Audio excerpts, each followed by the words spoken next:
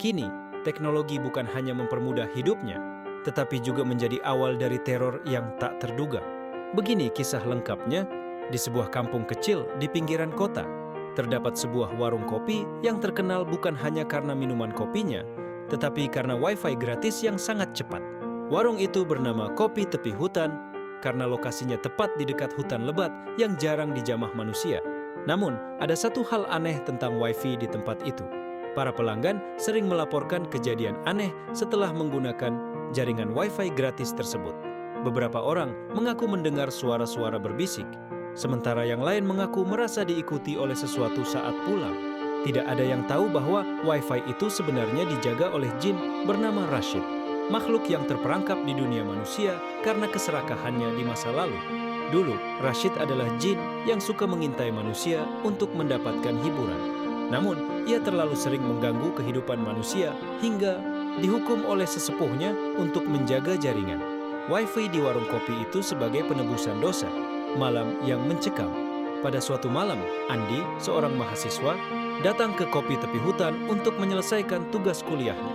Ia adalah pelanggan tetap di warung itu karena wifi-nya yang cepat dan gratis. Namun, malam itu berbeda. Warung kopi sudah hampir kosong. Hanya tinggal Andi dan pemilik warung, Pak Rusdi, yang sibuk merapikan meja. "Andi, jangan terlalu malam ya. Kalau sudah jam 11, lebih baik pulang," kata Pak Rusdi sambil melempar pandangan ke arah hutan. Andi hanya mengangguk, terlalu sibuk mengetik di laptopnya. Jam menunjukkan pukul 11.30 ketika Pak Rusdi menutup warung dan meninggalkan Andi sendirian di sana. Saat itu, Andi merasakan udara tiba-tiba menjadi dingin. Layar laptopnya berkedip-kedip dan koneksi wifi tiba-tiba terputus. "Aduh, jangan mati sekarang dong," gumamnya. Ia mencoba menyambungkan kembali ke jaringan wifi, tetapi sebuah nama jaringan baru muncul. "Aku melihatmu."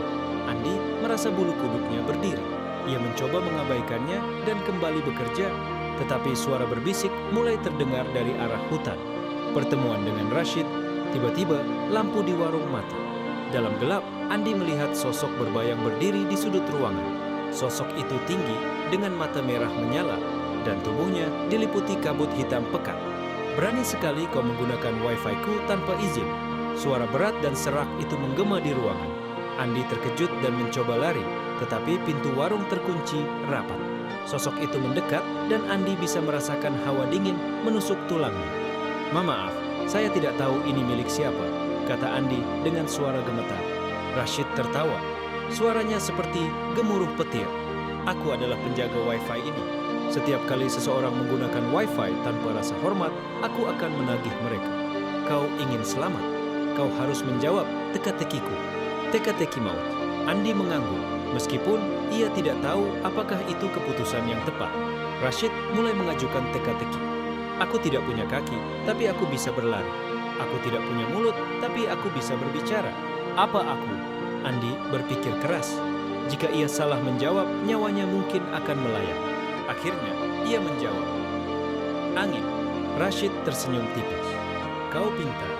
Tapi ini belum selesai. Masih ada satu teka-teki lagi." Rashid melanjutkan, "Aku hidup di malam hari tetapi mati di siang hari. Aku menyala terang tetapi aku tidak memiliki tubuh. Siapa aku?" Andi hampir menyerah, tetapi kemudian teringat sesuatu. Dengan hati-hati ia menjawab, "Lilin." Rashid mengangguk puas. "Kau selamat kali ini, anak manusia. Tapi ingat, jangan pernah menggunakan wifi ini lagi tanpa izin." Setelah berkata demikian, Rashid menghilang dalam kabut hitam dan lampu warung kembali menyala. Kisah belum berakhir. Andi segera mengemasi barang-barangnya dan berlari pulang, tanpa menoleh ke belakang. Namun, saat ia sampai di rumah dan membuka laptopnya, jaringan "Aku Melihatmu" masih ada di daftar wifi-nya. Sejak malam itu, Andi sering mendengar suara-suara berbisik dari laptopnya. Seolah-olah Rashid belum benar-benar pergi. Warung kopi tepi hutan tetap buka seperti biasa, tetapi kini pelanggan jarang berlama-lama. Mereka hanya singgah sebentar, cukup untuk menikmati kopi, tanpa berani menggunakan wifi gratis itu lagi. Namun, bagi mereka yang tetap nekat, Rashid selalu menunggu. Beberapa minggu setelah kejadian malam itu, Andi berusaha melupakan pengalaman menyeramkan di warung kopi. Namun, ia tidak bisa menghilangkan rasa penasaran tentang siapa sebenarnya Rashid dan mengapa ia menjadi penjaga wifi itu. Andi memutuskan untuk mencari informasi lebih lanjut. Ia mendengar desas-desus dari warga kampung bahwa warung kopi itu dulunya adalah lokasi sebuah perkampungan yang hilang secara misterius ratusan tahun lalu. Sebagian besar warga percaya bahwa tempat itu dikutuk dan hanya orang-orang berani seperti Pak Rusdi yang berani menetap di sana. Namun, ada satu orang tua di kampung, Mbah Kirman, yang dikenal sebagai penjaga tradisi dan memiliki banyak cerita tentang masa lalu kampung itu. Jadi, kau ingin tahu tentang Rashid? Tanya Mbah Kirman ketika Andi datang berkunjung. Andi mengangguk meskipun ia merasa sedikit takut. Rashid adalah jin dari zaman kerajaan dulu. Ia dihukum oleh pemimpinnya karena mencoba mencuri ilmu manusia. Sebagai hukuman, ia dikurung di tempat ini dan disuruh menjaga apapun yang dianggap penting bagi manusia. Dulu, itu adalah sumur air.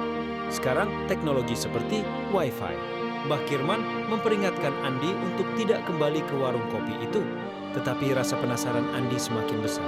Ia ingin tahu apakah ada cara untuk membebaskan Rashid dari tugasnya.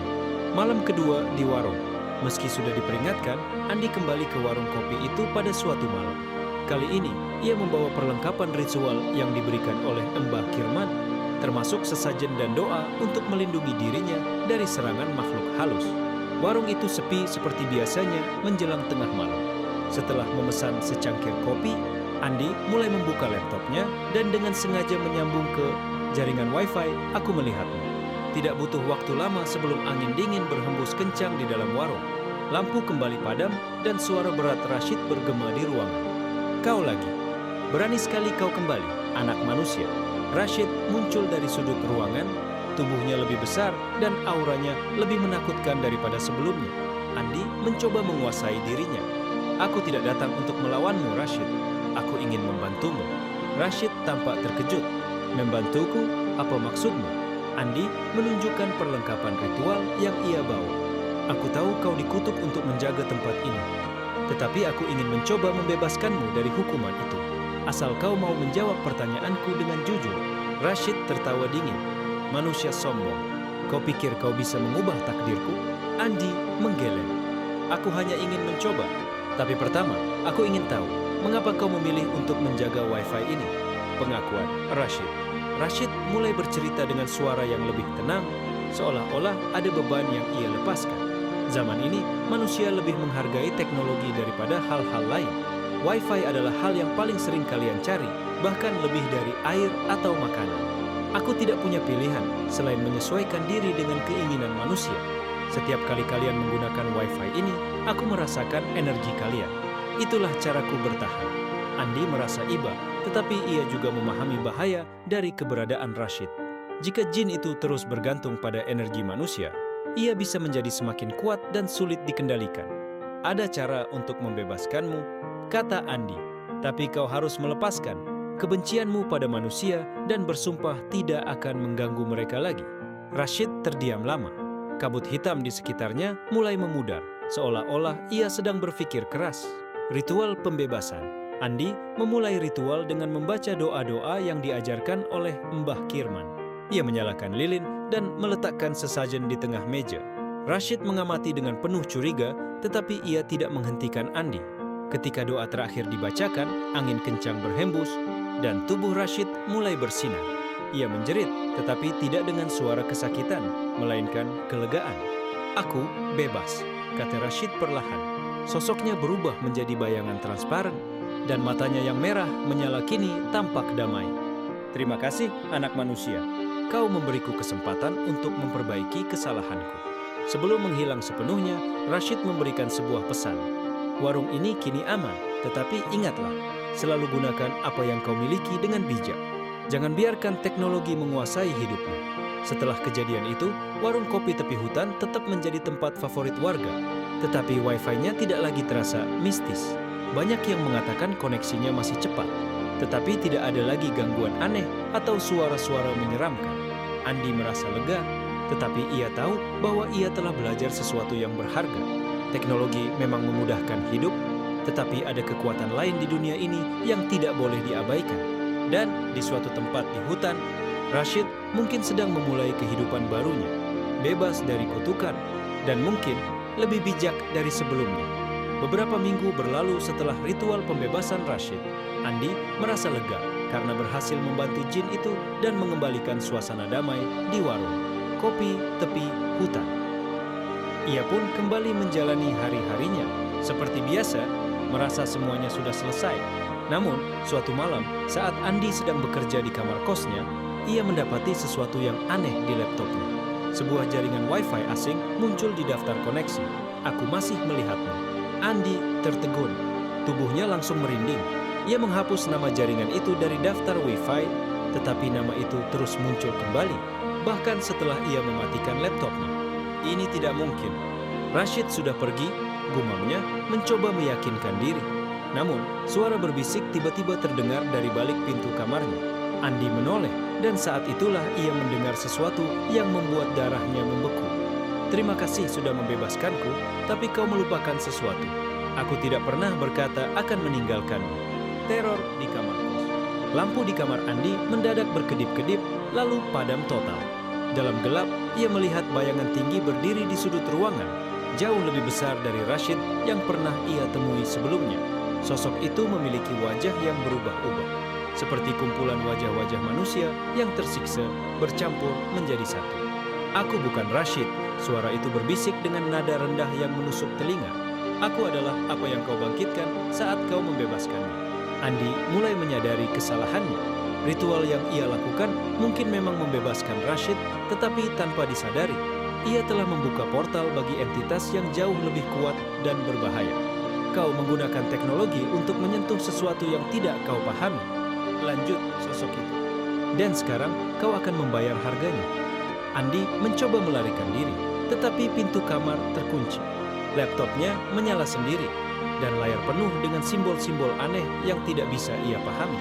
Simbol-simbol itu perlahan mulai bergerak, membentuk pola-pola yang tampak hidup, seperti jaring laba-laba yang menjalar ke arah Andi. Dalam kepanikan, Andi mengingat ajaran Mbah Kirman. Ia berlari ke meja untuk mengambil sisa sesajen dan lilin yang masih ia simpan. Dengan tangan gemetar, ia menyalakan lilin dan mulai membaca doa-doa, yang sama seperti saat membebaskan Rashid. Namun, entitas itu tertawa. Suaranya menggema di seluruh ruangan. Doa-doa itu tidak cukup untukku. Aku lebih tua dari apapun yang kau kenal. Rashid hanyalah alat kecilku. Sekarang, kau adalah milikku. Bayangan itu mulai mendekat, dan Andi merasa tubuhnya seperti ditarik ke arah layar laptop. Ia melawan sekuat tenaga, tetapi energinya terasa semakin lemah. Dalam keputusasaan, ia berteriak memanggil nama Rashid. Rashid, jika kau masih ada di sana, bantu aku. Kau berhutang padaku. Kembalinya, Rashid. Udara di kamar mendadak berubah. Dari dalam layar laptop, kabut hitam muncul dan sosok Rashid perlahan terbentuk. Namun, kali ini Rashid tampak berbeda, lebih kecil dan bersinar, seperti telah meninggalkan sisi gelapnya. Kau bodoh, manusia, kata Rashid dengan nada tajam, tetapi ada sedikit kekhawatiran di wajahnya. Aku sudah memberimu peringatan, tapi kau tetap bermain dengan hal yang tidak kau mengerti. Bantu aku, teriak Andi dengan suara parau. Rashid menatap entitas besar itu dengan penuh kebencian. Kau telah melanggar wilayahku, katanya, dan aku tidak akan membiarkanmu mengambil anak ini. Pertarungan dahsyat pun terjadi. Rashid melawan entitas itu dengan kekuatan terakhirnya, melindungi Andi yang terbaring lemah di lantai. Cahaya dan bayangan bertabrakan di ruangan, menciptakan suara gemuruh yang membuat kaca jendela pecah. Entitas itu menjerit marah. Kau tidak cukup kuat, Rashid. Aku akan kembali, dan saat itu tidak ada yang bisa menghentikanku. Dengan satu serangan terakhir, Rashid berhasil mengusir entitas itu, kembali ke dalam portal yang muncul di layar laptop. Namun, portal itu tidak bisa ditutup sepenuhnya. Sebelum menghilang, Rashid menatap Andi dengan ekspresi serius. Ini belum selesai. Portal itu akan tetap terbuka, dan kau harus memastikan tidak ada yang lain keluar darinya. Kau memikul tanggung jawab ini sekarang. Akhir yang gelap, Rashid menghilang, dan ruangan kembali sunyi. Laptop Andi mati total, tetapi layar hitamnya memantulkan bayangan. Portal kecil yang terus berputar di tengah-tengah layar. Sejak malam itu, Andi tidak pernah hidup dengan tenang. Ia menjadi penjaga portal yang tidak ia mengerti, selalu dihantui oleh kemungkinan bahwa sesuatu yang lebih berbahaya akan keluar suatu hari nanti. Warung kopi tepi hutan tetap buka, tetapi Andi tidak pernah berani kembali ke sana. Dan di setiap malam, ketika ia duduk sendirian di depan laptop, ia tahu satu hal pasti. Ia telah membuka pintu yang tidak seharusnya pernah dibuka, dan tanggung jawab itu akan menghantuinya selamanya.